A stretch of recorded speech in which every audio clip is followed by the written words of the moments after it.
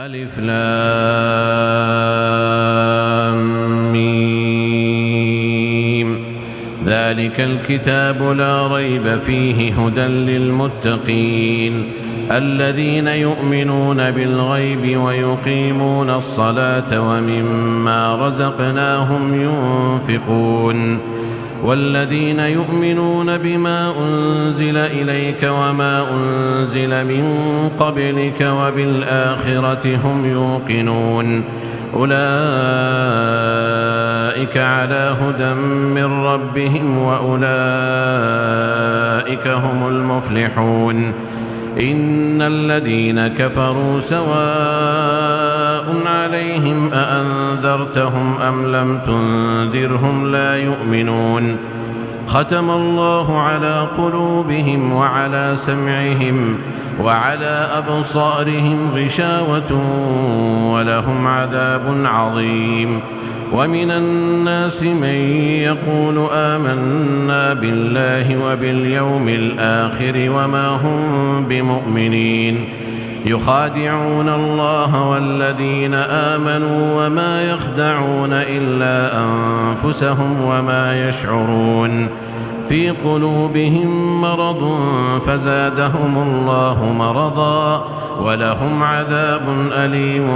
بما كانوا يكذبون وإذا قيل لهم لا تفسدوا في الأرض قالوا إنما نحن مصلحون ألا إنهم هم المفسدون ولكن لا يشعرون وإذا قيل لهم آمنوا كما آمن الناس قالوا أنؤمن كما آمن السفهاء ألا إنهم هم السفهاء ولكن لا يعلمون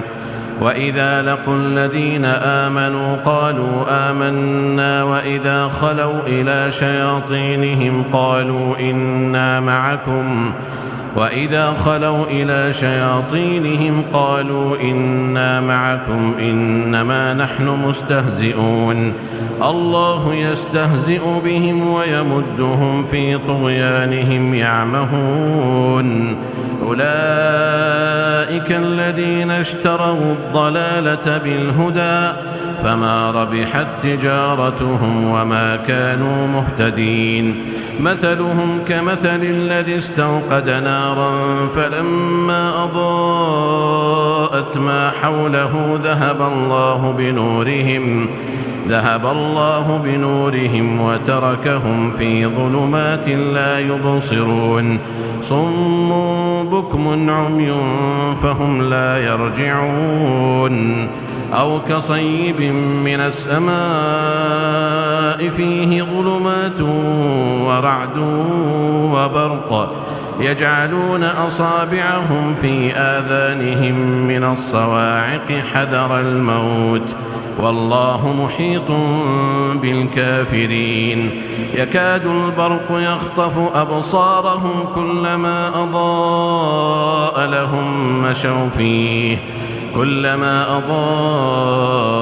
لهم مشوا فيه وإذا أظلم عليهم قاموا ولو شاء الله لذهب بسمعهم وأبصارهم إن الله على كل شيء قدير يا أيها الناس اعبدوا ربكم الذي خلقكم والذين من قبلكم لعلكم تتقون الذي جعل لكم الأرض فراشا والسماء بناء وأنزل من السماء ماء فأخرج به من الثمرات رزقا لكم فلا تجعلوا لله أندادا وأنتم تعلمون وإن كنتم في ريب مما نزلنا على عبدنا فأتوا بسورة من مثله وادعوا شهداءكم من دون الله إن كنتم صادقين فإن لم تفعلوا ولن تفعلوا فاتقوا النار التي وقودها الناس والحجارة أعدت للكافرين وبشر الذين آمنوا وعملوا الصالحات أن لهم جنات تجري من تحتها الأنهار كلما رزقوا منها من ثمرة رزقا قالوا هذا الذي رزقنا من قبل وأتوا به متشابها ولهم فيها أزواج مطهرة وهم فيها خالدون إن الله لا يستحيي أن يضرب مثلا ما بعوضة فما فوقها فأما الذين آمنوا فيعلمون أنه الحق من ربهم وأما الذين كفروا فيقولون ماذا أراد الله بهذا مثلا يضل به كثيرا ويهدي به كثيرا وما يضل به إلا الفاسقين الذين ينقضون عهد الله من بعد ميثاقه ويقطعون ما أمر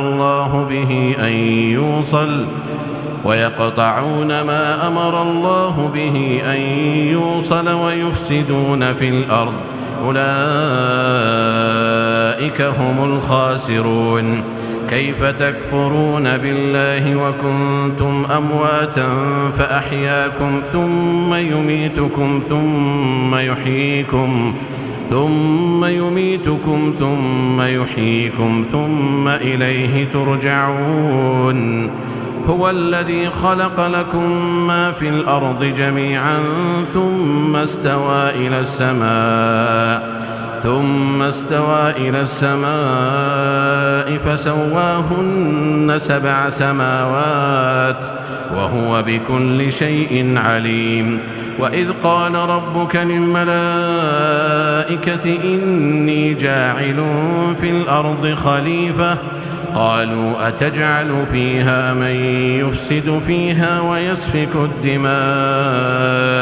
قالوا أتجعل فيها من يفسد فيها ويسفك الدماء ونحن نسبح بحمدك ونقدس لك قال إني أعلم ما لا تعلمون وعلم آدم الأسماء كلها ثم عرضهم على الملائكة فقال أنبئوني بأسماء هؤلاء إن كنتم صادقين قالوا سبحانك لا علم لنا إلا ما علمتنا إنك أنت العليم الحكيم قال يا آدم أنبئهم بأسمائهم فلما أنبأهم بأسمائهم قال ألم أقل لكم إني أعلم غيب السماوات والأرض وأعلم ما تبدون وما كنتم تكتمون وإذ قلنا للملائكة اسجدوا لآدم فسجدوا إلا إبليس أبى واستكبر وكان من الكافرين وقلنا يا آدم اسكن أنت وزوجك الجنة وكلا منها رغدا حيث شئتما ولا تقربا هذه الشجرة فتكونا من الظالمين فأزلهما الشيطان عنها فأخرجهما مما كانا فيه وقلنا اهبطوا بعضكم لبعض عدو ولكم في الأرض مستقر ومتاع إلى حين فتلقى آدم من ربه كلمات فتاب عليه إنه هو التواب الرحيم قلنا اهبطوا منها جميعا فإما يأتينكم مني هدى فمن تبع هداي فلا خوف عليهم ولا هم يحزنون والذين كفروا وكذبوا بآياتنا أولئك أصحاب النار هم فيها خالدون. يا بني إسرائيل اذكروا نعمتي التي أنعمت عليكم وأوفوا بعهدي أوف بعهدكم وإياي فارهبون. وآمنوا بما أنزلت مصدقا لما معكم ولا تكونوا أول كافر به ولا تشتروا بآياتي ثمنا قليلا وإياي فاتقون. ولا تلبسوا الحق بالباطل وتكتموا الحق وأنتم تعلمون. وأقيموا الصلاة وآتوا الزكاة واركعوا مع الراكعين. أتأمرون الناس بالبر وتنسون أنفسكم وأنتم تتلون الكتاب أفلا تعقلون. واستعينوا بالصبر والصلاة وإنها لكبيرة إلا على الخاشعين الذين يظنون أنهم ملاقو ربهم وأنهم إليه راجعون. يا بني إسرائيل اذكروا نعمتي التي أنعمت عليكم وأني فضلتكم على العالمين. واتقوا يوما لا تجزي نفس عن نفس شيئا ولا يقبل منها شفاعة ولا يؤخذ منها عدل ولا هم ينصرون. وإذ نجيناكم من آل فرعون يسومونكم سوء العذاب يذبحون أبناءكم ويستحيون نساءكم وفي ذلكم بلاء من ربكم عظيم. وإذ فرقنا بكم البحر فأنجيناكم وأغرقنا آل فرعون وأنتم تنظرون. وإذ واعدنا موسى 40 ليلة ثم اتخذتم العجل من بعده وأنتم ظالمون ثم عفونا عنكم من بعد ذلك لعلكم تشكرون. وإذ آتينا موسى الكتاب والفرقان لعلكم تهتدون. وإذ قال موسى لقومه يا قوم إنكم ظلمتم أنفسكم باتخاذكم العجل فتوبوا إلى بارئكم فاقتلوا أنفسكم ذلكم خير لكم عند بارئكم فتاب عليكم إنه هو التواب الرحيم. وإذ قلتم يا موسى لن نؤمن لك حتى نرى الله جهرة فأخذتكم الصاعقة وأنتم تنظرون ثم بعثناكم من بعد موتكم لعلكم تشكرون. وظللنا عليكم الغمام وأنزلنا عليكم المن والسلوى كلوا من طيبات ما رزقناكم وما ظلمونا ولكن كانوا أنفسهم يظلمون. وإذ قلنا ادخلوا هذه القرية فكلوا منها حيث شئتم رغدا وادخلوا الباب سجدا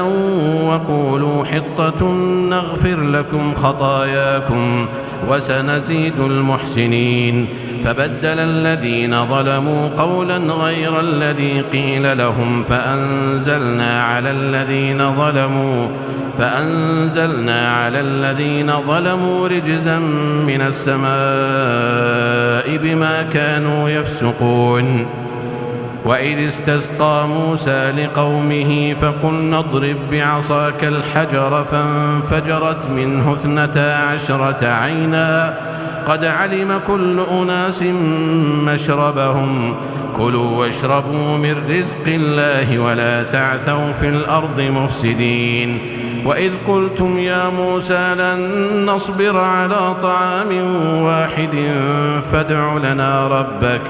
فادع لنا ربك يخرج لنا مما تنبت الأرض من بقلها وقثائها وفومها وعدسها وبصلها. قال أتستبدلون الذي هو أدنى بالذي هو خير؟ اهبطوا مصرا فإن لكم ما سألتم وضربت عليهم الذلة والمسكنة وباءوا بغضب من الله، ذلك بأنهم كانوا يكفرون بآيات الله ويقتلون النبيين بغير الحق، ذلك بما عصوا وكانوا يعتدون. إن الذين آمنوا والذين هادوا والنصارى والصابئين من آمن بالله واليوم الآخر وعمل صالحا فلهم أجرهم عند ربهم ولا خوف عليهم ولا هم يحزنون. وإذ أخذنا ميثاقكم ورفعنا فوقكم الطور خذوا ما آتيناكم بقوة واذكروا ما فيه لعلكم تتقون. ثم توليتم من بعد ذلك فلولا فضل الله عليكم ورحمته لكنتم من الخاسرين. ولقد علمتم الذين اعتدوا منكم في السبت فقلنا لهم كونوا قردة خاسئين فجعلناها نكالا لما بين يديها وما خلفها وموعظة للمتقين.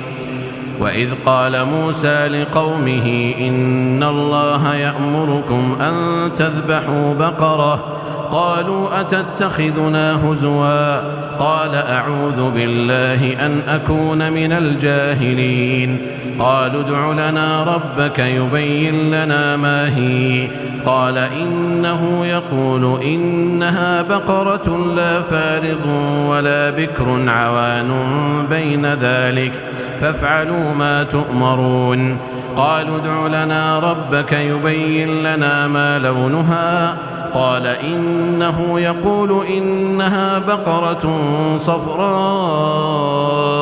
فاقع لونها تسر الناظرين. قالوا ادع لنا ربك يبين لنا ما هي إن البقرة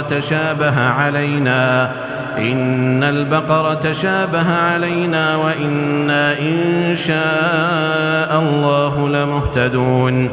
قال إنه يقول إنها بقرة لا ذلول تثير الأرض ولا تسقي الحرث مسلمة لا شية فيها. قالوا الآن جئت بالحق فذبحوها وما كادوا يفعلون. وإذ قتلتم نفسا فادارأتم فيها والله مخرج ما كنتم تكتمون. فقلنا اضربوه ببعضها كذلك يحيي الله الموتى ويريكم آياته لعلكم تعقلون. ثم قست قلوبكم من بعد ذلك فهي كالحجارة أو أشد قسوة وإن من الحجارة لما يتفجر منه الأنهار وإن منها لما يشقق فيخرج منه الماء وإن منها لما يهبط من خشية الله وما الله بغافل عما تعملون. أفتطمعون أن يؤمنوا لكم وقد كان فريق منهم يسمعون كلام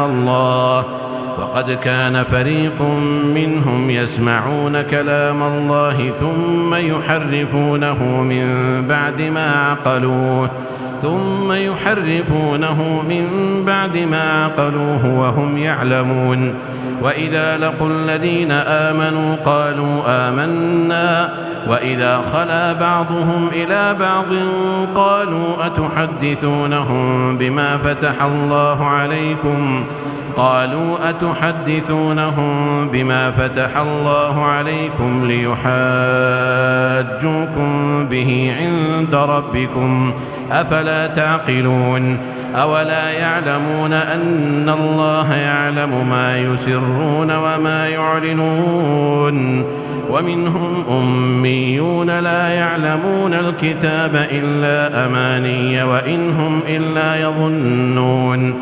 فويل للذين يكتبون الكتاب بأيديهم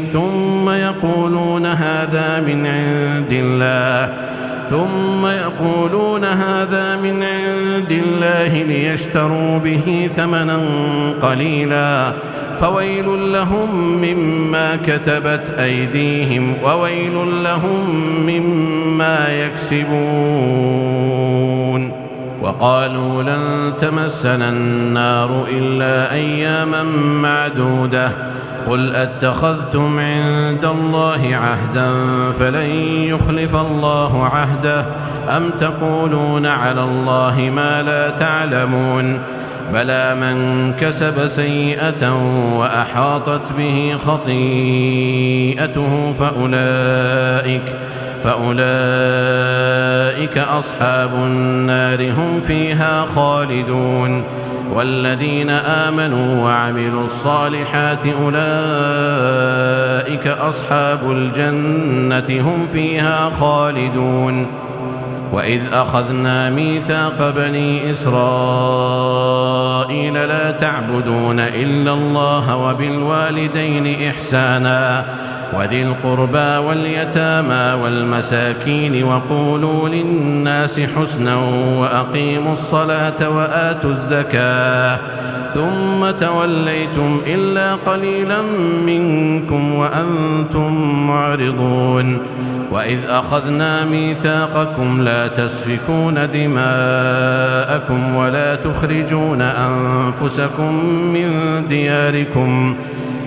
تخرجون أنفسكم من دياركم ثم أقررتم وأنتم تشهدون ثم أنتم هؤلاء تقتلون أنفسكم وتخرجون فريقا منكم من ديارهم تظاهرون عليهم بالإثم والعدوان وإن يأتوكم أسارى تفادوهم وهو محرم عليكم إخراجهم أفتؤمنون ببعض الكتاب وتكفرون ببعض فما جزاء من يفعل ذلك منكم إلا خزي في الحياة الدنيا ويوم القيامة يردون إلى أشد العذاب وما الله بغافل عما تعملون أولئك الذين اشتروا الحياة الدنيا بالآخرة فلا يخفف عنهم العذاب ولا هم ينصرون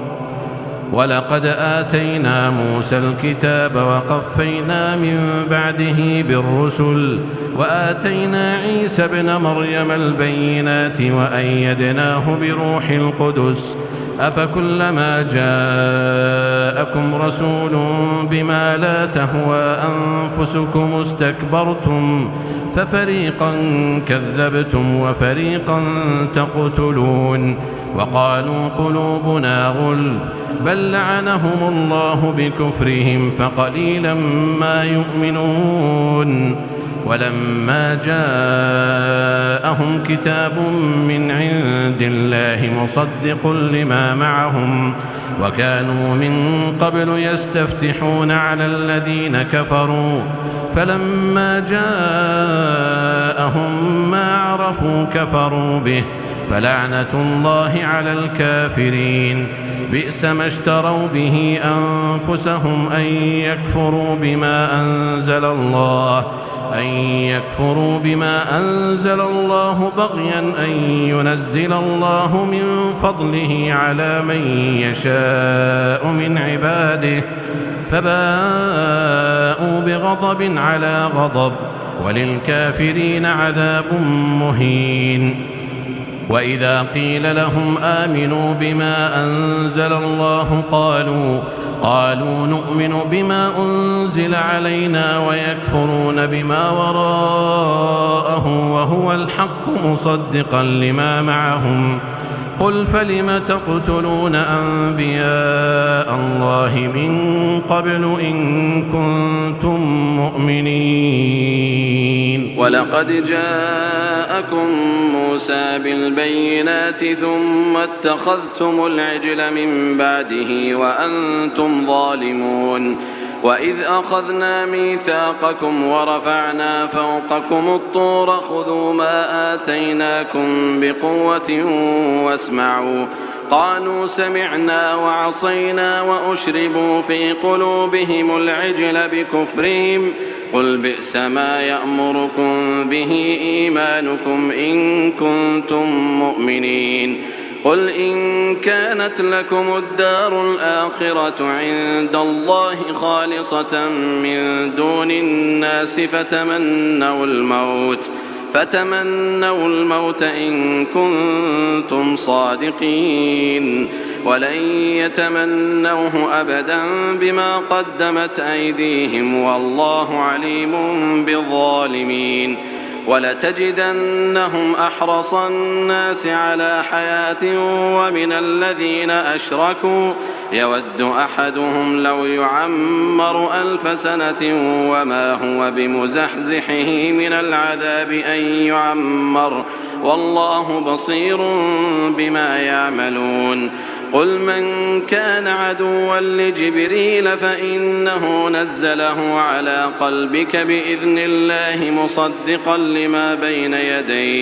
مصدقا لما بين يديه وهدى وبشرى للمؤمنين من كان عدوا لله وملائكته ورسله وجبريل وميكال فإن الله عدو للكافرين ولقد أنزلنا إليك آيات بينات وما يكفر بها إلا الفاسقون أوكلما عاهدوا عهدا نبذه فريق منهم بل أكثرهم لا يؤمنون ولما جاءهم رسول من عند الله مصدق لما معهم نبذ فريق من الذين أوتوا الكتاب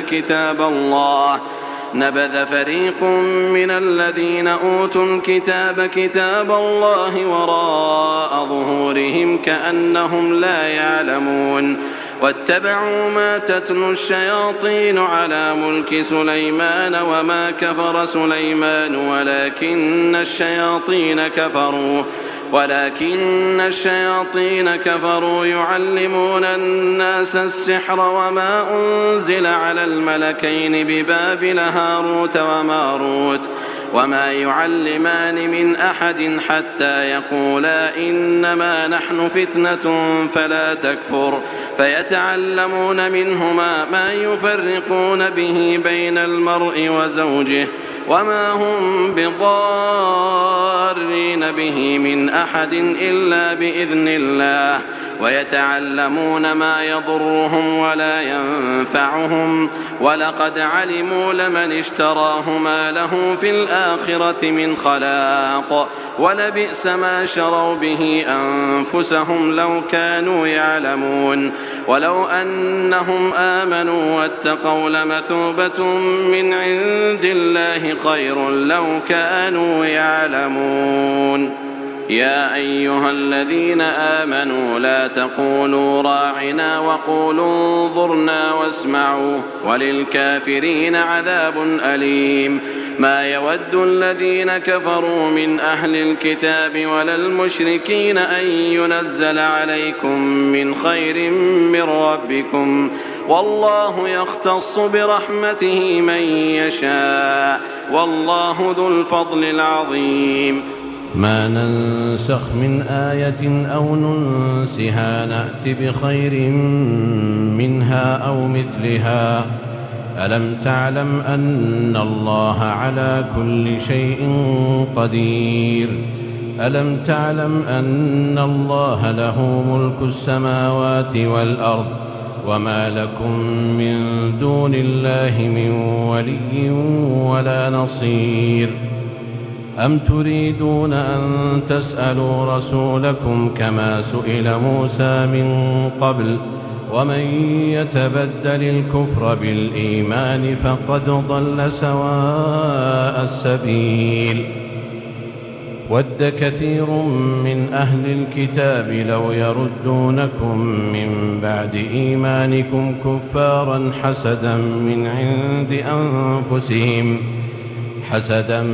عند أنفسهم من بعد ما تبين لهم الحق فاعفوا واصفحوا حتى يأتي الله بأمره إن الله على كل شيء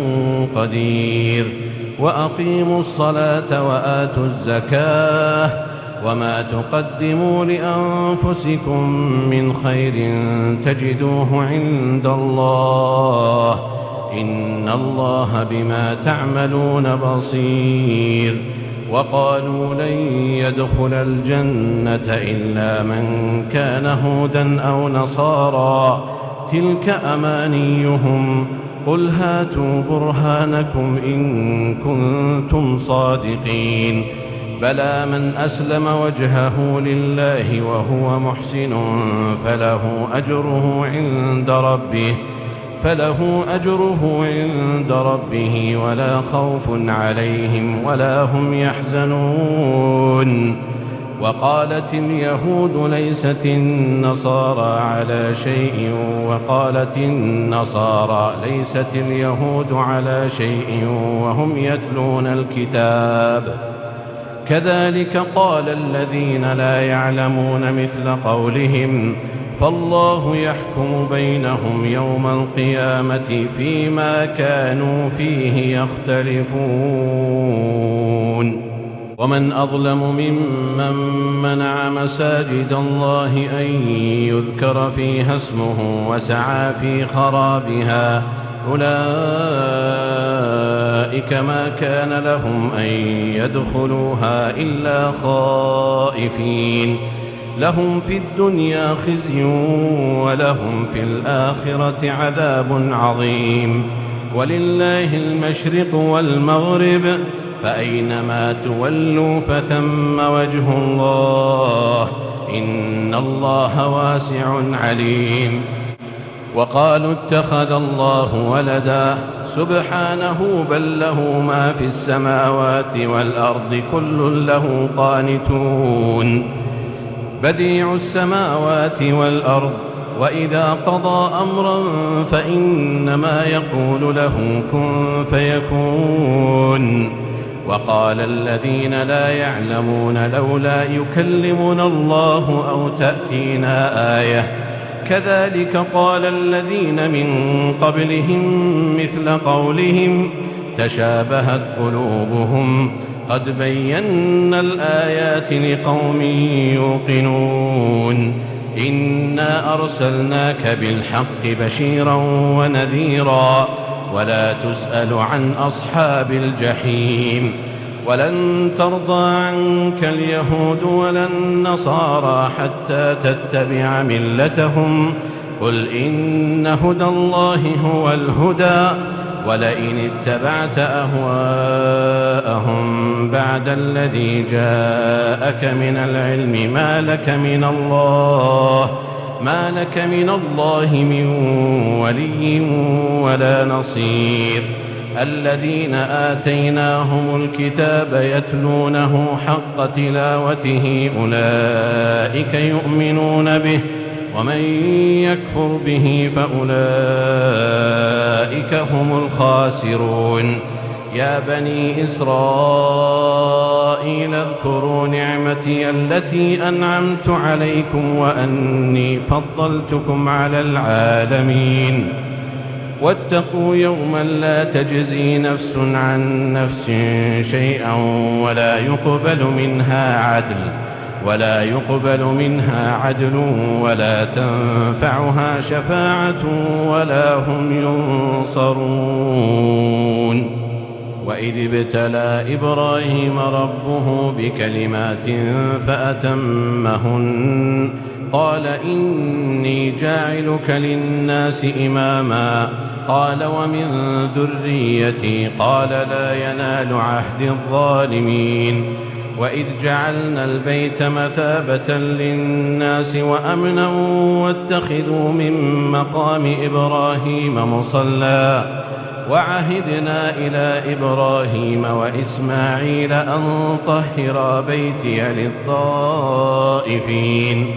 أن طهر بيتي للطائفين والعاكفين والركع السجود وإذ قال إبراهيم رب اجعل هذا بلدا آمنا وارزق أهله من الثمرات من آمن منهم بالله واليوم الآخر قال ومن كفر فأمتعه قليلا ثم أضطره إلى عذاب النار وبئس المصير وإذ يرفع إبراهيم القواعد من البيت وإسماعيل ربنا تقبل منا إنك أنت السميع العليم ربنا واجعلنا مسلمين لك ومن ذريتنا أمة مسلمة لك وأرنا مناسكنا وتب علينا إنك أنت التواب الرحيم ربنا وابعث فيهم رسولا منهم يتلو عليهم آياتك ويعلمهم الكتاب والحكمة ويزكيهم إنك أنت العزيز الحكيم ومن يرغب عن ملة إبراهيم إلا من سفه نفسه ولقد اصطفيناه في الدنيا وإنه في الآخرة لمن الصالحين إذ قال له ربه أسلم قال أسلمت لرب العالمين ووصى بها إبراهيم بنيه ويعقوب يا بني إن الله اصطفى لكم الدين فلا تموتن إلا وأنتم مسلمون أم كنتم شهداء إذ حضر يعقوب الموت إذ قال لبنيه ما تعبدون من بعدي قالوا نعبد إلهك وإله آبائك إبراهيم وإسماعيل وإسحاق إلها واحدا ونحن له مسلمون تلك أمة قد خلت لها ما كسبت ولكم ما كسبتم ولا تسألون عما كانوا يعملون وقالوا كونوا هودا أو نصارى تهتدوا قل بل ملة إبراهيم حنيفا وما كان من المشركين قولوا آمنا بالله وما أنزل إلينا وما أنزل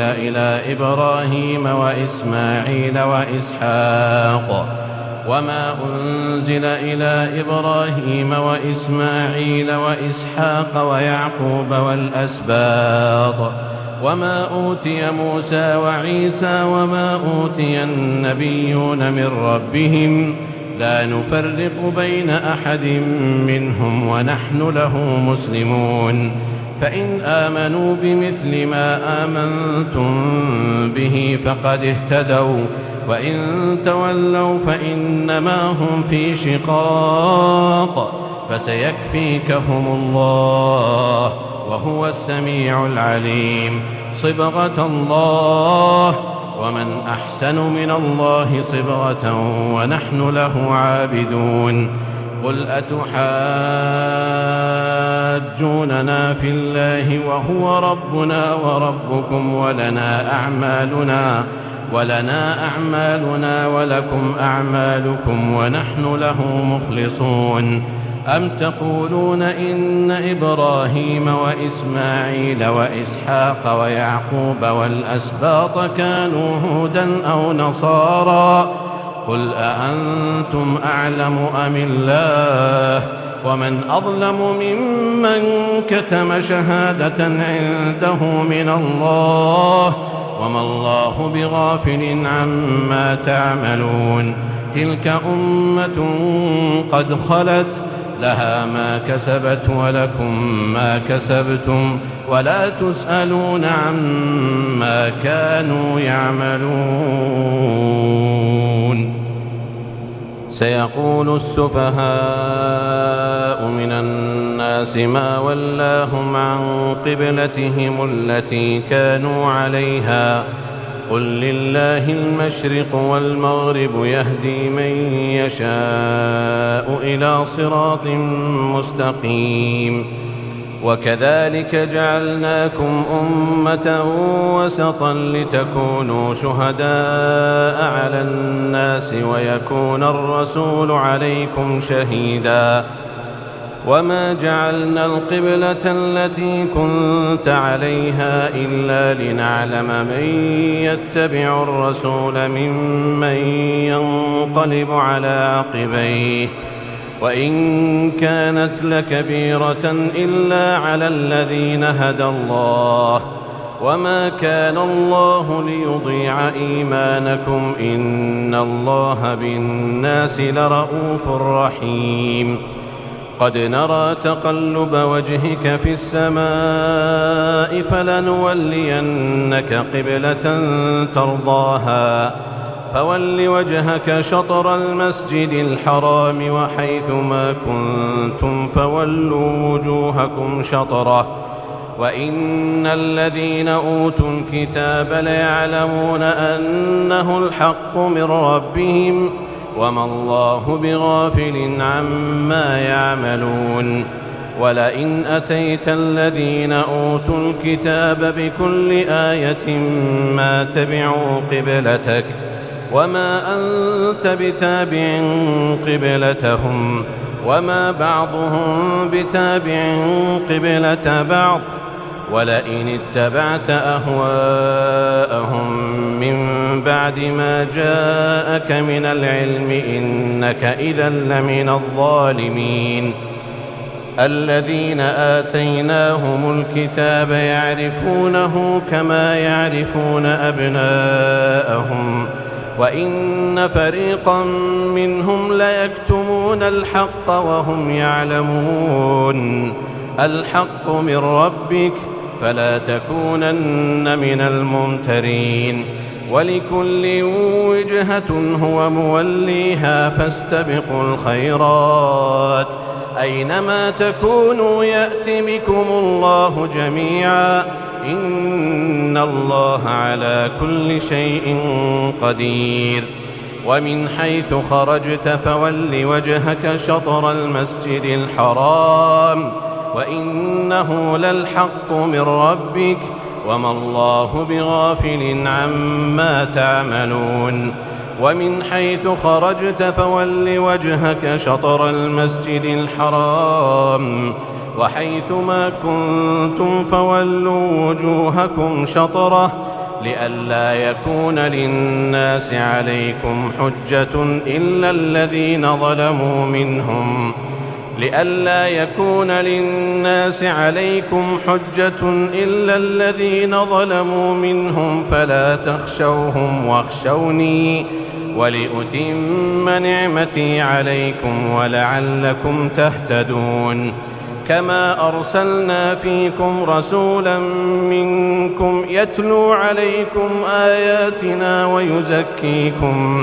ويزكيكم ويعلمكم الكتاب والحكمة ويعلمكم ما لم تكونوا تعلمون فاذكروني أذكركم واشكروا لي ولا تكفرون يا أيها الذين آمنوا استعينوا بالصبر والصلاة إن الله مع الصابرين ولا تقولوا لمن يقتل في سبيل الله أموات بل أحياء ولكن لا تشعرون ولنبلونكم بشيء من الخوف والجوع ونقص من الأموال والأنفس والثمرات وبشر الصابرين الذين إذا أصابتهم مصيبة قالوا إنا لله وإنا إليه راجعون أولئك عليهم صلوات من ربهم ورحمة وأولئك هم المهتدون إن الصفا والمروة من شعائر الله فمن حج البيت أو اعتمر فلا جناح عليه أن يطوف بهما ومن تطوع خيرا فإن الله شاكر عليم إن الذين يكتمون ما أنزلنا من البينات والهدى من بعد ما بيناه للناس في الكتاب أولئك يلعنهم الله ويلعنهم اللاعنون إلا الذين تابوا وأصلحوا وبينوا فأولئك أتوب عليهم وأنا التواب الرحيم إن الذين كفروا وماتوا وهم كفار أولئك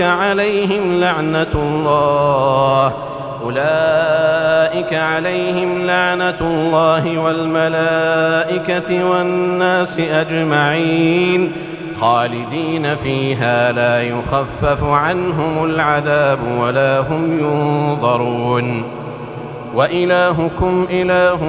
واحد لا إله إلا هو الرحمن الرحيم إن في خلق السماوات والأرض واختلاف الليل والنهار والفلك التي تجري في البحر بما ينفع الناس وما أنزل الله من السماء من ماء فأحيا به الأرض بعد موتها وبث فيها من كل دابة وتصريف الرياح والسحاب المسخر بين السماء والأرض لآيات لقوم يعقلون ومن الناس من يتخذ من دون الله أندادا يحبونهم كحب الله والذين آمنوا أشد حبا لله ولو يرى الذين ظلموا إذ يرون العذاب أن القوة لله جميعا وأن الله شديد العذاب إذ تبرأ الذين اتبعوا من الذين اتبعوا ورأوا العذاب وتقطعت بهم الأسباب وقال الذين اتبعوا لو أن لنا كرة فنتبرأ منهم كما تبرأوا منا كذلك يريهم الله أعمالهم حسرات عليهم وما هم بخارجين من النار يا أيها الناس كلوا مما في الأرض حلالا طيبا ولا تتبعوا خطوات الشيطان إنه لكم عدو مبين إنما يأمركم بالسوء والفحشاء وأن تقولوا على الله ما لا تعلمون وإذا قيل لهم اتبعوا ما أنزل الله قالوا بل نتبع ما ألفينا عليه آباءنا أولو كان آباؤهم لا يعقلون شيئا ولا يهتدون ومثل الذين كفروا كمثل الذي ينعق بما لا يسمع إلا دعاء ونداء صم بكم عمي فهم لا يعقلون يا أيها الذين آمنوا كلوا من طيبات ما رزقناكم واشكروا لله إن كنتم إياه تعبدون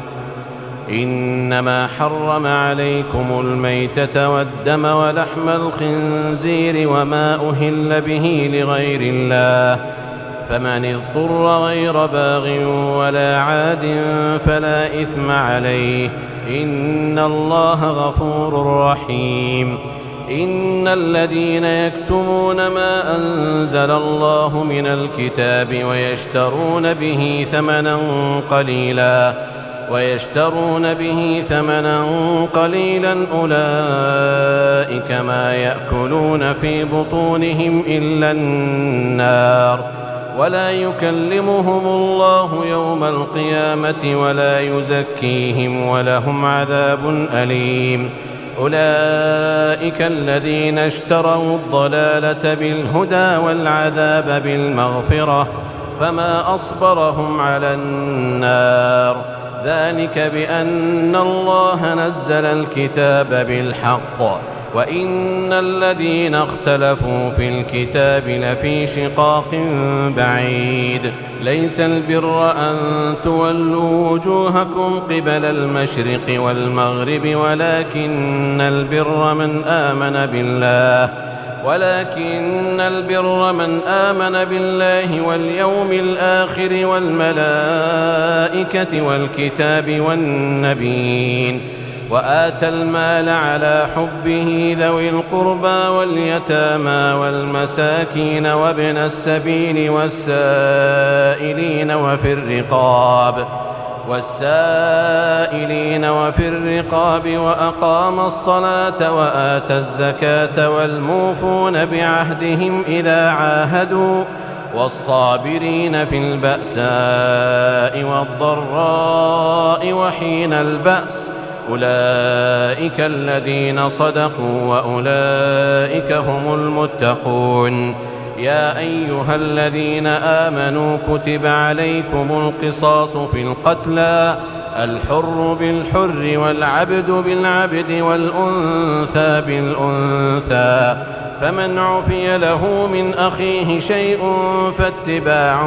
بالمعروف وأداء إليه بإحسان ذلك تخفيف من ربكم ورحمة فمن اعتدى بعد ذلك فله عذاب أليم ولكم في القصاص حياة يا أولي الألباب لعلكم تتقون كتب عليكم إذا حضر أحدكم الموت إن ترك خيرا الوصية للوالدين والأقربين بالمعروف حقا على المتقين فمن بدله بعدما سمعه فإنما إثمه على الذين يبدلونه إن الله سميع عليم فمن خاف من موص جنفا أو إثما فأصلح بينهم فلا إثم عليه إن الله غفور رحيم يا أيها الذين آمنوا كتب عليكم الصيام كما كتب على الذين من قبلكم لعلكم تتقون أياما معدودات فمن كان منكم مريضا أو على سفر فعدة من أيام أخر وعلى الذين يطيقونه فدية طعام مسكين فمن تطوع خيرا فهو خير له وأن تصوموا خير لكم إن كنتم تعلمون شهر رمضان الذي أنزل فيه القرآن هدى للناس وبينات من الهدى والفرقان فمن شهد منكم الشهر فليصم ومن كان مريضا أو على سفر فعدة من أيام أخر يريد الله بكم اليسر ولا يريد بكم العسر ولتكملوا العدة ولتكبروا الله على ما هداكم ولعلكم تشكرون وإذا سألك عبادي عني فإني قريب أجيب دعوة الداع إذا دعان فليستجيبوا لي وليؤمنوا بي لعلهم يرشدون. أحل لكم ليلة الصيام الرفث إلى نسائكم هن لباس لكم وأنتم لباس لهن علم الله أنكم كنتم تختانون أنفسكم فتاب عليكم وعفى عنكم فالآن باشروهن وابتغوا ما كتب الله لكم وكلوا واشربوا حتى يتبين لكم الخيط الأبيض من الخيط الأسود من الفجر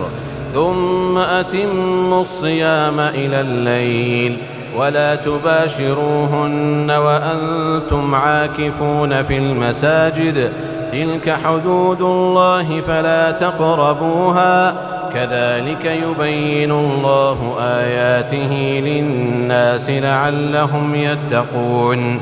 ولا تأكلوا أموالكم بينكم بالباطل وتدلوا بها إلى الحكام لتأكلوا فريقا من أموال الناس بالإثم وأنتم تعلمون. يسألونك عن الأهلة قل هي مواقيت للناس والحج وليس البر بأن تأتوا البيوت من ظهورها ولكن البر من اتقى وأتوا البيوت من أبوابها واتقوا الله لعلكم تفلحون. وقاتلوا في سبيل الله الذين يقاتلونكم ولا تعتدوا إن الله لا يحب المعتدين. واقتلوهم حيث ثقفتموهم وأخرجوهم من حيث أخرجوكم والفتنة أشد من القتل ولا تقاتلوهم عند المسجد الحرام حتى يقاتلوكم فيه فإن قاتلوكم فاقتلوهم كذلك جزاء الكافرين. فإن انتهوا فإن الله غفور رحيم. وقاتلوهم حتى لا تكون فتنة ويكون الدين لله فإن انتهوا فلا عدوان إلا على الظالمين. الشهر الحرام بالشهر الحرام والحرمات قصاص فمن اعتدى عليكم فاعتدوا عليه بمثل ما اعتدى عليكم واتقوا الله واعلموا أن الله مع المتقين. وأنفقوا في سبيل الله ولا تلقوا بأيديكم إلى التهلكة وأحسنوا إن الله يحب المحسنين. وأتموا الحج والعمرة لله فإن أحصرتم فما استيسر من الهدي ولا تحلقوا رؤوسكم حتى يبلغ الهدي محله فمن كان منكم مريضا أو به أذى من رأسه ففدية من صيام أو صدقة أو نسك فإذا أمنتم فمن تمتع بالعمرة إلى الحج فما استيسر من الهدي فمن لم يجد فصيام 3 أيام في الحج و7 إذا رجعتم تلك 10 كاملة ذلك لمن لم يكن أهله حاضر المسجد الحرام واتقوا الله واعلموا أن الله شديد العقاب. الحج أشهر معلومات فمن فرض فيهن الحج فلا رفث ولا فسوق ولا جدال في الحج وما تفعلوا من خير يعلمه الله وتزودوا فإن خير الزاد التقوى واتقون يا أولي الألباب. ليس عليكم جناح أن تبتغوا فضلا من ربكم فإذا أفضتم من عرفات فاذكروا الله عند المشعر الحرام واذكروه كما هداكم وإن كنتم من قبله لمن الضالين ثم أفيضوا من حيث أفاض الناس واستغفروا الله إن الله غفور رحيم فإذا قضيتم مناسككم فاذكروا الله كذكركم آباءكم أو أشد ذكرا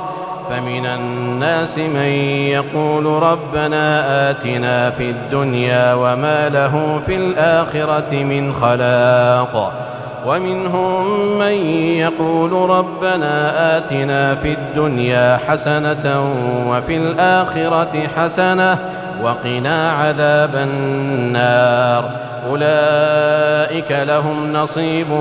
مما كسبوا والله سريع الحساب واذكروا الله في أيام معدودات فمن تعجل في يومين فلا إثم عليه ومن تأخر فلا إثم عليه لمن اتقى واتقوا الله واعلموا أنكم إليه تحشرون ومن الناس من يعجبك قوله في الحياة الدنيا ويشهد الله على ما في قلبه وهو ألد الخصام وإذا تولى سعى في الأرض ليفسد فيها ويهلك الحرث والنسل والله لا يحب الفساد وإذا قيل له اتق الله أخذته العزة بالإثم فحسبه جهنم ولبئس المهاد ومن الناس من يشري نفسه ابتغاء مرضات الله والله رؤوف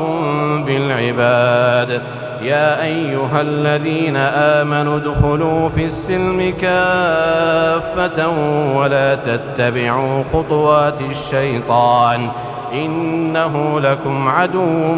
مبين فإن زللتم من بعد ما جاءتكم البينات فاعلموا أن الله عزيز حكيم هل ينظرون إلا أن يأتيهم الله في ظلل من الغمام والملائكة وقضي الأمر وإلى الله ترجع الأمور سل بني إسرائيل كم آتيناهم من آية بينة ومن يبدل نعمة الله من بعد ما جاءته فإن الله شديد العقاب زين للذين كفروا الحياة الدنيا ويسخرون من الذين آمنوا والذين اتقوا فوقهم يوم القيامة والله يرزق من يشاء بغير حساب كان الناس أمة واحدة فبعث الله النبيين مبشرين ومنذرين وأنزل معهم الكتاب بالحق ليحكم بين الناس فيما اختلفوا فيه وما اختلف فيه إلا الذين أوتوه من بعد ما جاءتهم البينات بغيا بينهم فهدى الله الذين آمنوا لما اختلفوا فيه من الحق بإذنه والله يهدي من يشاء إلى صراط مستقيم أم حسبتم أن تدخلوا الجنة ولما يأتكم مثل الذين خلوا من قبلكم مستهم البأساء والضراء وزلزلوا حتى يقول الرسول والذين آمنوا معه متى نصر الله ألا إن نصر الله قريب يسألونك ماذا ينفقون قل ما أنفقتم من خير فللوالدين والأقربين واليتامى والمساكين وابن السبيل وما تفعلوا من خير فإن الله به عليم كتب عليكم القتال وهو كره لكم وعسى أن تكرهوا شيئا وهو خير لكم وعسى أن تحبوا شيئا وهو شر لكم والله يعلم وأنتم لا تعلمون يسألونك عن الشهر الحرام قتال فيه قل قتال فيه كبير وصد عن سبيل الله وكفر به والمسجد الحرام وإخراج أهله منه أكبر عند الله والفتنة أكبر من القتل ولا يزالون يقاتلونكم حتى يردوكم عن دينكم إن استطاعوا ومن يرتد منكم عن دينه فيمت وهو كافر فأولئك حبطت أعمالهم في الدنيا والآخرة وأولئك أصحاب النار هم فيها خالدون إن الذين آمنوا والذين هاجروا وجاهدوا في سبيل الله أولئك يرجون رحمة الله والله غفور رحيم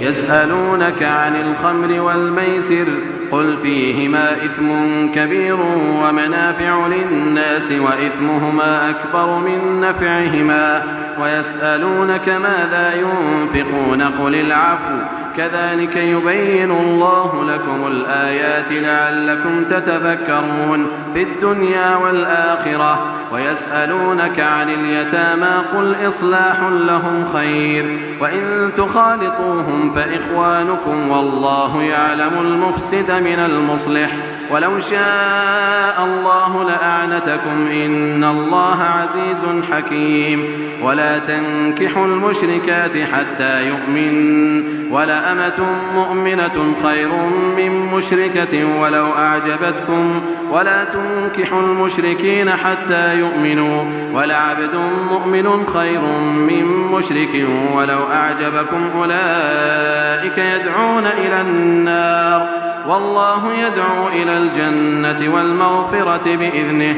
ويبين آياته للناس لعلهم يتذكرون ويسألونك عن المحيض قل هو أذى فاعتزلوا النساء في المحيض ولا تقربوهن حتى يطهرن فإذا تطهرن فأتوهن من حيث أمركم الله إن الله يحب التوابين ويحب المتطهرين نساؤكم حرث لكم فأتوا حرثكم أنى شئتم وقدموا لأنفسكم واتقوا الله واعلموا أنكم ملاقوه وبشر المؤمنين ولا تجعلوا الله عرضة لأيمانكم أن تبروا وتتقوا وتصلحوا بين الناس والله سميع عليم لا يؤاخذكم الله باللغو في أيمانكم ولكن يؤاخذكم بما كسبت قلوبكم والله غفور حليم للذين يؤلون من نسائهم تربص 4 أشهر فإن فاءوا فإن الله غفور رحيم وإن عزموا الطلاق فإن الله سميع عليم والمطلقات يتربصن بأنفسهن 3 قروء ولا يحل لهن أن يكتمن ما خلق الله في أرحامهن إن كن يؤمن بالله واليوم الآخر وبعولتهن أحق بردهن في ذلك إن أرادوا إصلاحا ولهن مثل الذي عليهن بالمعروف وللرجال عليهن درجة والله عزيز حكيم. الطلاق مرتان فإمساك بمعروف أو تسريح بإحسان ولا يحل لكم أن تأخذوا مما آتيتموهن شيئا إلا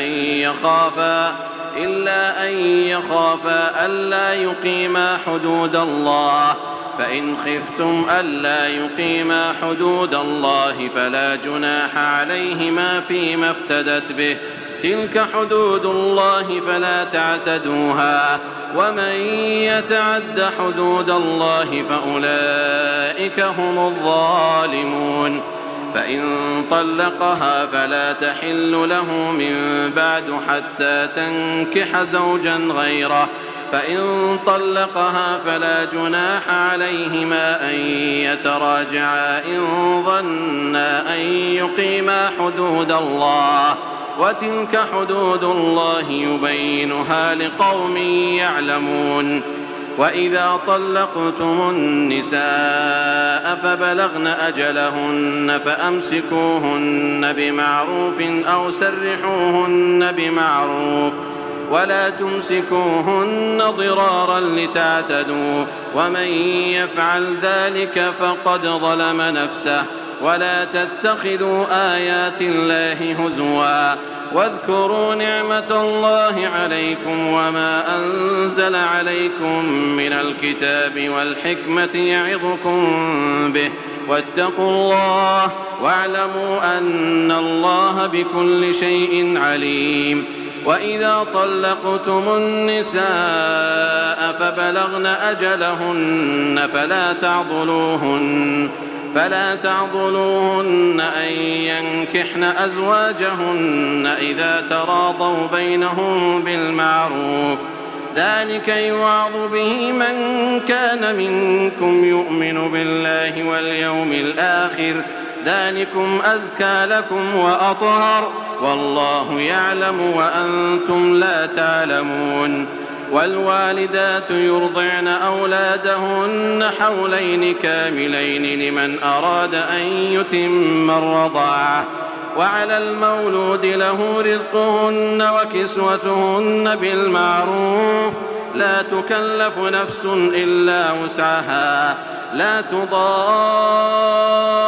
والدة بولدها ولا مولود له بولده، وعلى الوارث مثل ذلك، فإن أرادا فصالا عن تراض منهما وتشاور فلا جناح عليهما. وإن أردتم أن تسترضعوا أولادكم فلا جناح عليكم إذا سلمتم ما آتيتم بالمعروف، واتقوا الله واعلموا أن الله بما تعملون بصير. والذين يتوفون منكم ويذرون أزواجا يتربصن بأنفسهن 4 أشهر و10، فإذا بلغن أجلهن فلا جناح عليكم فيما فعلن في أنفسهن بالمعروف، والله بما تعملون خبير. ولا جناح عليكم فيما عرضتم به من خطبة النساء أو أكننتم في أنفسكم، علم الله أنكم ستذكرونهن ولكن لا تواعدوهن سرا إلا أن تقولوا قولا معروفا، ولا تعزموا عقدة النكاح حتى يبلغ الكتاب أجله، واعلموا أن الله يعلم ما في أنفسكم فاحذروه، واعلموا أن الله غفور حليم. لا جناح عليكم إن طلقتم النساء ما لم تمسوهن أو تفرضوا لهن فريضة، ومتعوهن على الموسع قدره وعلى المقتر قدره متاعا بالمعروف حقا على المحسنين. وإن طلقتموهن من قبل أن تمسوهن وقد فرضتم لهن فريضة فنصف ما فرضتم إلا أن يعفون أو يعفو الذي بيده عقدة النكاح وأن تعفوا أقرب للتقوى ولا تنسوا الفضل بينكم إن الله بما تعملون بصير. حافظوا على الصلوات والصلاة الوسطى وقوموا لله قانتين. فإن خفتم فرجالا أو ركبانا فإذا أمنتم فاذكروا الله كما علمكم ما لم تكونوا تعلمون. والذين يتوفون منكم ويذرون أزواجا وصية لأزواجهم متاعا إلى الحول غير إخراج فإن خرجن فلا جناح عليكم فيما فعلن في أنفسهن من معروف والله عزيز حكيم. وللمطلقات متاع بالمعروف حقا على المتقين كذلك يبين الله لكم آياته لعلكم تعقلون. ألم تر إلى الذين خرجوا من ديارهم وهم ألوف حذر الموت فقال لهم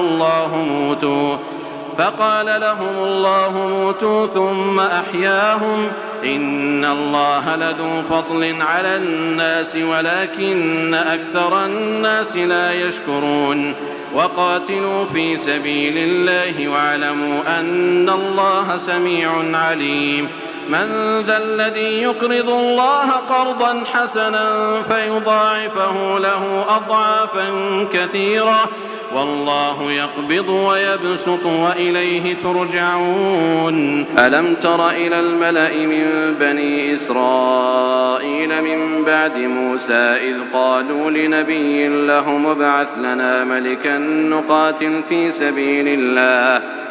قال هل عسيتم إن كتب عليكم القتال ألا تقاتلوا قالوا وما لنا ألا نقاتل في سبيل الله وقد أخرجنا من ديارنا وأبنائنا فلما كتب عليهم القتال تولوا إلا قليلا منهم والله عليم بالظالمين. وقال لهم نبيهم إن الله قد بعث لكم طالوت ملكا قالوا أنى يكون له الملك علينا ونحن أحق بالملك منه ولم يؤت سعة من المال قال إن الله اصطفاه عليكم وزاده بسطة في العلم والجسم والله يؤتي ملكه من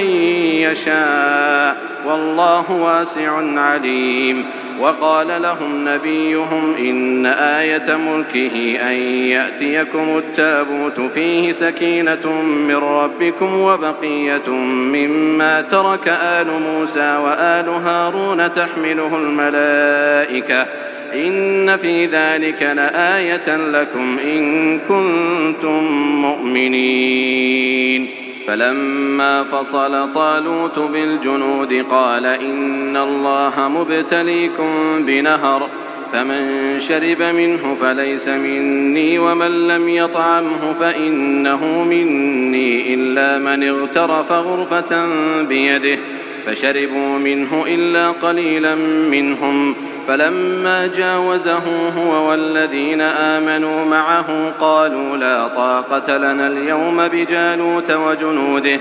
قال الذين يظنون أنهم ملاقو الله كم من فئة قليلة غلبت فئة كثيرة بإذن الله والله مع الصابرين. ولما برزوا لجالوت وجنوده قالوا ربنا أفرغ علينا صبرا وثبت أقدامنا وانصرنا على القوم الكافرين فهزموهم بإذن الله. وقتل داود جالوت وآتاه الله الملك والحكمة وعلمه مما يشاء ولولا دفع الله الناس بعضهم ببعض لفسدت الأرض ولكن الله ذو فضل على العالمين. تلك آيات الله نتلوها عليك بالحق وإنك لمن المرسلين. تلك الرسل فضلنا بعضهم على بعض منهم من كلم الله ورفع بعضهم درجات وآتينا عيسى ابن مريم البينات وأيدناه بروح القدس ولو شاء الله ما اقتتل الذين من بعدهم من بعد ما جاءتهم البينات ولكن اختلفوا فمنهم من آمن ومنهم من كفر ولو شاء الله ما اقتتلوا ولكن الله يفعل ما يريد. يا أيها الذين آمنوا أنفقوا مما رزقناكم من قبل أن يأتي يوم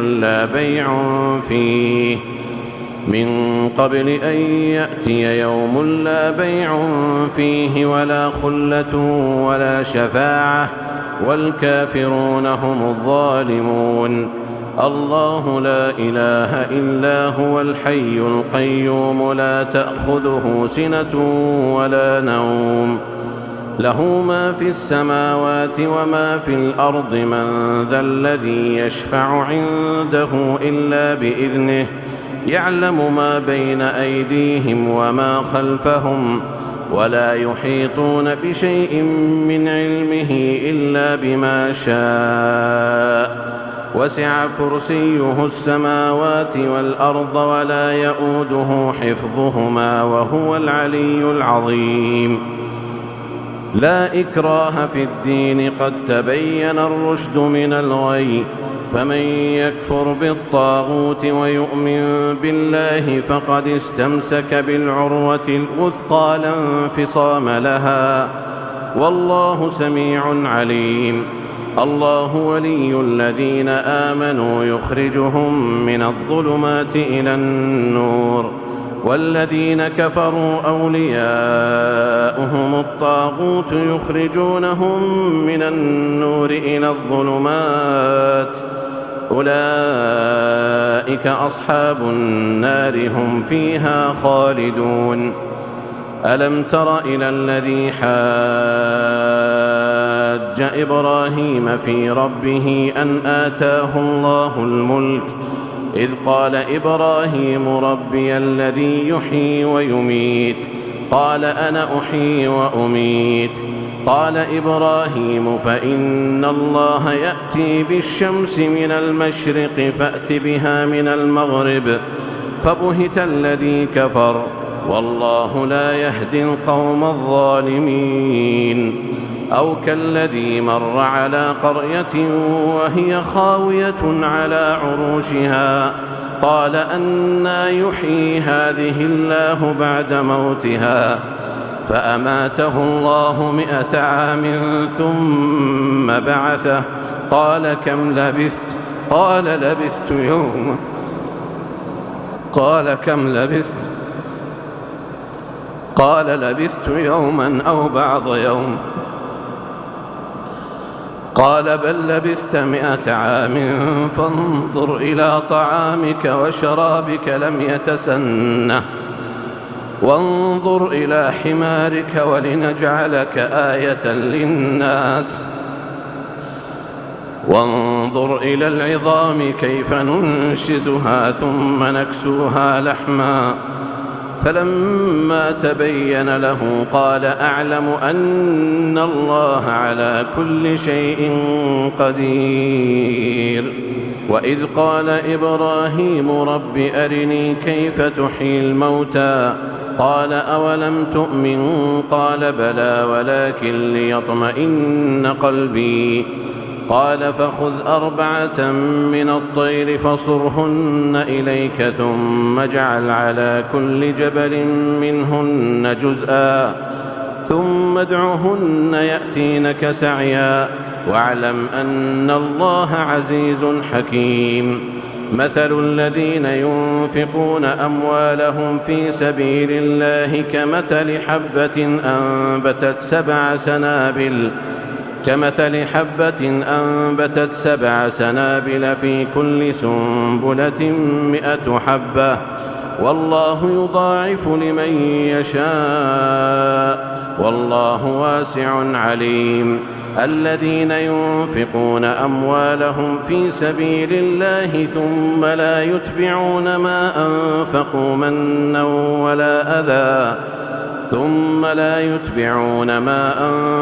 منا ولا أذى لهم أجرهم عند ربهم ولا خوف عليهم ولا هم يحزنون. قول معروف ومغفرة خير من صدقة يتبعها أذى، والله غني حليم. يا أيها الذين آمنوا لا تبطلوا صدقاتكم بالمن والأذى كالذي ينفق ماله رئاء الناس ولا يؤمن بالله واليوم الآخر، فمثله كمثل صفوان عليه تراب فأصابه وابل فتركه صلدا، لا يقدرون على شيء مما كسبوا، والله لا يهدي القوم الكافرين. ومثل الذين ينفقون أموالهم ابتغاء مرضات الله وتثبيتا من أنفسهم كمثل جنة بربوة أصابها وابل فآتت أكلها ضعفين، فإن لم يصبها وابل فطل، والله بما تعملون بصير. أيود أحدكم أن تكون له جنة من نخيل وأعناب تجري من تحتها الأنهار له فيها من كل الثمرات، وأصابه الكبر وله ذرية ضعفاء فأصابها إعصار فيه نار فاحترقت، كذلك يبين الله لكم الآيات لعلكم تتفكرون. يا أيها الذين آمنوا أنفقوا من طيبات ما كسبتم ومما أخرجنا لكم من الأرض، ولا تيمموا الخبيث منه تنفقون ولستم بآخذيه إلا أن تغمضوا فيه، واعلموا أن الله غني حميد. الشيطان يعدكم الفقر ويأمركم بالفحشاء، والله يعدكم مغفرة منه وفضلا، والله واسع عليم. يؤتي الحكمة من يشاء، ومن يؤت الحكمة فقد أوتي خيرا كثيرا، وما يذكر إلا أولو الألباب. وما أنفقتم من نفقة أو نذرتم من نذر فإن الله يعلمه، وما للظالمين من أنصار. إن تبدوا الصدقات فنعما هي، وإن تخفوها وتؤتوها الفقراء فهو خير لكم ويكفر عنكم من سيئاتكم، والله بما تعملون خبير. ليس عليك هداهم ولكن الله يهدي من يشاء، وما تنفقوا من خير فلأنفسكم، وما تنفقون إلا ابتغاء وجه الله، وما تنفقوا من خير يوفى إليكم وأنتم لا تظلمون. للفقراء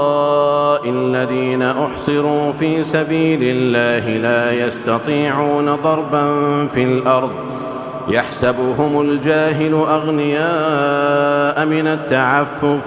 تعرفهم بسيماهم لا يسألون الناس إلحافا وما تنفقوا من خير فإن الله به عليم الذين ينفقون أموالهم بالليل والنهار سرا وعلانية فلهم أجرهم عند ربهم ولا خوف عليهم ولا هم يحزنون الذين يأكلون الربا لا يقومون إلا كما يقوم الذي يتخبطه الشيطان من المس ذلك بأنهم قالوا إنما البيع مثل الربا وأحل الله البيع وحرم الربا فمن جاءه موعظة من ربه فانتهى فله ما سلف وأمره إلى الله ومن عاد فأولئك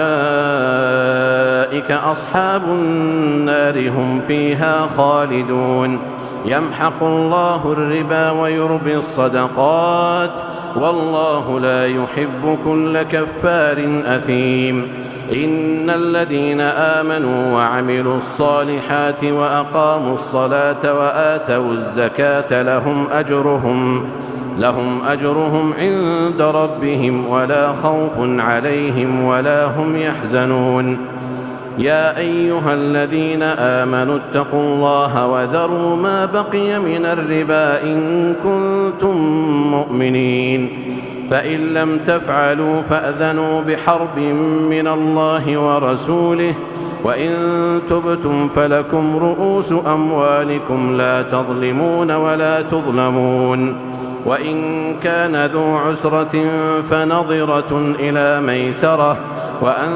تصدقوا خير لكم إن كنتم تعلمون واتقوا يوما ترجعون فيه إلى الله ثم توفى كل نفس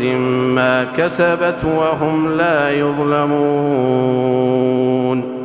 يا أيها الذين آمنوا إذا تداينتم بدين إلى أجل مسمى فاكتبوه وليكتب بينكم كاتب بالعدل ولا يأب كاتب أن يكتب كما علمه الله فليكتب وليملل الذي عليه الحق وليتق الله ربه ولا يبخس منه شيئا فإن كان الذي عليه الحق سفيها أو ضعيفا أو لا يستطيع أن يمل هو فليملل وليه بالعدل واستشهدوا شهيدين من رجالكم فإن لم يكونا رجلين فرجل وامرأتان ممن ترضون من الشهداء أن تضل إحداهما فتذكر إحداهما الأخرى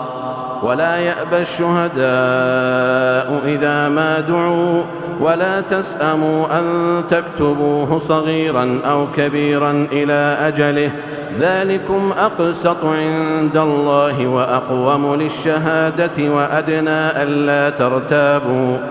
إلا أن تكون تجارة حاضرة تديرونها بينكم فليس عليكم جناح ألا تكتبوها وأشهدوا إذا تبايعتم ولا يضار كاتب ولا شهيد وإن تفعلوا فإنه فسوق بكم واتقوا الله ويعلمكم الله والله بكل شيء عليم وإن كنتم على سفر ولم تجدوا كاتبا فرهان مقبوضة فإن أمن بعضكم بعضا فليؤدي الذي اؤتمن أمانته وليتق الله ربه ولا تكتموا الشهادة ومن يكتمها فإنه آثم قلبه والله بما تعملون عليم لله ما في السماوات وما في الأرض وإن تبدوا ما في أنفسكم أو تخفوه يحاسبكم به الله فيغفر لمن يشاء ويعذب من يشاء والله على كل شيء قدير. آمن الرسول بما أنزل إليه من ربه والمؤمنون كل آمن بالله وملائكته وكتبه ورسله لا نفرق بين أحد من رسله وقالوا سمعنا وأطعنا غفرانك ربنا وإليك المصير. لا يكلف الله نفسا إلا وسعها لها ما كسبت وعليها ما اكتسبت ربنا لا تؤاخذنا إن نسينا أو أخطأنا ربنا ولا تحمل علينا إصرا كما حملته على الذين من قبلنا ربنا ولا تحملنا ما لا طاقة لنا به واعف عنا واغفر لنا وارحمنا أنت مولانا فانصرنا على القوم الكافرين.